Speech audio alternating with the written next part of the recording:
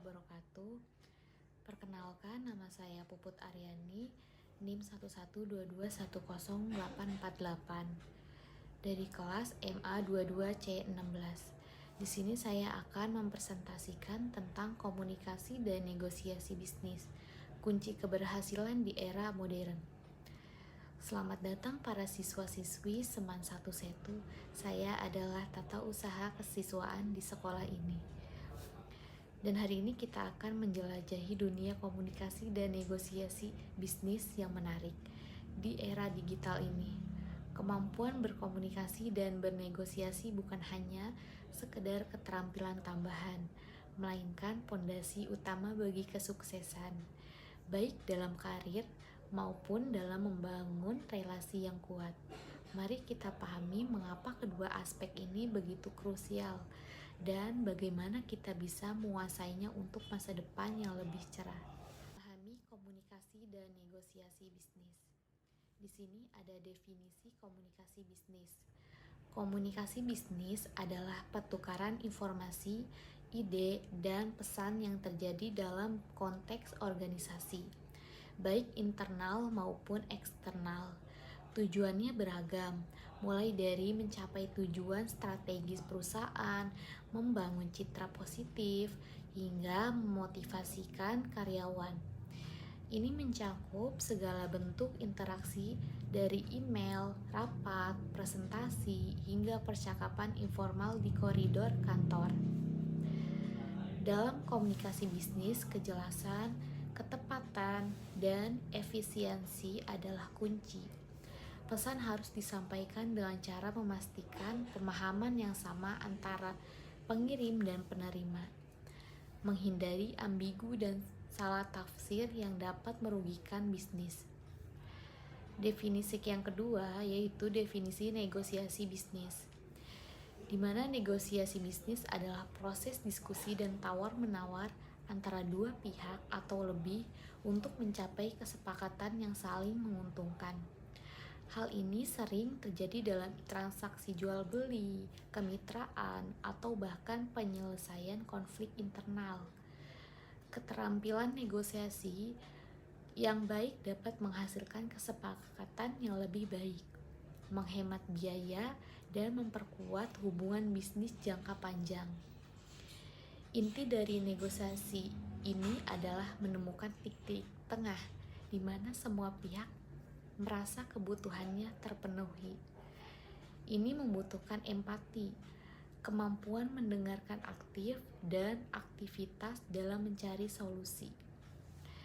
Manfaatnya yaitu komunikasi, memperkuat kolaborasi tim, meningkatkan efisiensi operasional, dan membangun kepercayaan dengan klien dan mitra bisnis. Yang kedua, manfaat negosiasi yaitu mengamankan kesepakatan terbaik, menyelesaikan perselisihan dengan damai, dan memperluas peluang pertumbuhan bisnis. Unsur-unsur komunikasi di lingkungan sekolah. Di Seman 1 Setu, kita setiap hari berinteraksi dalam berbagai bentuk komunikasi. Mari kita bedah unsur-unsur penting yang membentuk proses komunikasi di lingkungan sekolah atau di lingkungan kerja saya sebagai tata usaha kesiswaan. Yang pertama itu ada komponen utamanya yaitu pengirim, staf tata usaha, guru, kepala sekolah. Dan yang kedua itu ada pesan. Pesannya itu informasi akademik, pengumuman, jadwal instruksi, disiplin. Yang ketiga itu ada saluran. Saluran itu seperti rapat, email, papan pengumuman, aplikasi pesan. Yang keempat itu ada penerima. Penerima itu yaitu kayak sebagai siswa, orang tua, guru, staf lainnya. Dan yang kelima itu ada umpan balik. Umpan balik itu seperti pertanyaan siswa, tanggapan orang tua, laporan guru. Yang keenam tuh ada hambatan. Hambatan tuh seperti kesibukan atau gangguan teknis. Yang kedua tuh ada saluran komunikasi. Yang pertama tuh ada formal. Formal tuh seperti rapat koordinasi staf, surat edaran resmi, pengumuman di upacara bendera. Ini memastikan informasi penting dan kebijakan disampaikan secara resmi dan terdokumentasi. Yang kedua itu ada informal, di mana informal kita harus diskusi santai di ruangan guru, obrolan saat istirahat, guru pesan intan non resmi. Meskipun informal, saluran ini seringkali efektif untuk membangun hubungan dan berbagai informal yang cepat. Yang ketiga itu ada digital. Digital itu kita sebagai pengguna aplikasi SIM, sekolah untuk pengumuman nilai, grup WhatsApp untuk informasi mendesak, atau email untuk komunikasi dengan orang tua. Ini mempercepat penyebaran informasi dan menjangkau audiens yang lebih luas. Yang ketiga itu ada gaya komunikasi. Yang pertama di sini ada otoritatif. Contohnya itu saat kepala sekolah memberikan instruksi kepada guru atau staf. Yang kedua itu partisipatif, di mana terjadinya dalam rapat evaluasi ini, di mana semua pihak dapat menyampaikan pendapat dan masukan. Dan yang ketiga, mendukung.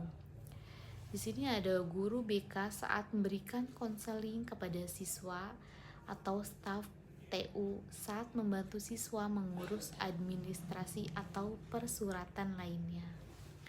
Dan keempat itu persuasif. Ketika panitia mengajak siswa untuk berpartisipasi dalam kegiatan ekstrakurikuler. Jadi setiap unsur ini saling berinteraksi untuk membentuk dinamika komunikasi yang kompleks namun penting untuk operasional sekolah yang lancar. Studi kasus laporan bisnis, miskomunikasi pengiriman. Miskomunikasi adalah salah satu hambatan terbesar dalam bisnis yang dapat berdampak serius, seperti keterlambatan pengiriman dan keluhan pelanggan. Mari kita analisis studi kasus berikut menggunakan format 5W1H. Latar belakang insidennya, pada hari Senin 30 Mei 2025 terjadi insiden miskomunikasi antara tim sales dan tim warehouse yang menyebabkan pengiriman barang kepada pelanggan terlambat 2 hari, yang pada akhirnya memicu keluhan pelanggan. Laporan bisnis insiden keterlambatan pengirim 5W1H. Yang pertama ada what. Terjadi miskomunikasi antara tim sales dan tim warehouse yang mengakibatkan keterlambatan pengirim barang ke pelanggan selama 2 hari dan memicu keluhan pelanggan dan layanan yang buruk. Produk yang dimaksud adalah pesanan khusus dengan jumlah besar. Yang kedua ada when. Insiden ini terjadi pada Senin 30 Mei 2025 tepatan setelah libur panjang long weekend. Pesanan seharusnya dikirim pada Jumat sore sebelum libur, namun dokumen pengirim baru diterima warehouse pada Senin pagi.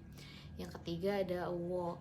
Pihak yang terlibat adalah tim sales, pengirim informasi pesanan, tim warehouse, penerima instruksi pengiriman dan pelaksanaan, dan pelanggan, pihak yang dirugikan.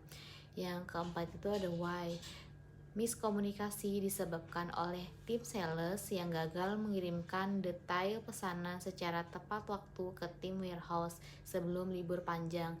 Diduga informasi terjebak dalam komunikasi informal atau tidak tersampaikan melalui saluran yang semestinya, mungkin karena asumsi bahwa semua orang sudah tahu. Where miskomunikasi terjadi di internal perusahaan, khususnya antara divisi sales dan divisi warehouse. Dampaknya terasa hingga ke lokasi pelanggan yang menunggu pengiriman. Yang keenam ada WO. Tim sales berasumsi tim warehouse sudah menerima informasi pesanan melalui chat grup internal atau memo singkat tanpa melakukan verifikasi formal. Tim warehouse setelah libur baru menyadari adanya pesan mendesak tersebut saat melakukan pengecekan ulang sistem yang menyebabkan penundaan pengemasan dan pengiriman. Jadi, insiden ini menyertai penting protokol komunikasi yang jelas dan verifikasi ganda, terutama saat ada periode libur atau perubahan jadwal operasional. Kesimpulannya, yang pertama, pentingnya komunikasi efektif. Komunikasi adalah jantung dari setiap organisasi yang sukses. Tanpa komunikasi yang jelas dan efisiensi, miskomunikasi dapat terjadi menyebabkan kerugian waktu, uang, dan reputasi. Pelajaran dari studi kasus hari ini menunjukkan bahwa asumsi dan kurangnya prosedur baku adalah resep untuk bencana. Yang kedua, ada kekuatan negosiasi. Negosiasi bukan hanya tentang memenangkan perdebatan, tetapi tentang mencari solusi yang menguntungkan sesama pihak, baik dalam kasus ujian susulan siswa maupun keluhan pelanggan. Negosiasi yang bijaksana dapat memulihkan situasi dan memperkuat hubungan. Yang ketiga, ada langkah selanjutnya bagi kita. Praktikan mendengarkan aktif. Dengarkan untuk memahami, bukan hanya untuk membalas. Jelas dan ringkas. Sampaikan pesan dengan jelas, hindari ambigu.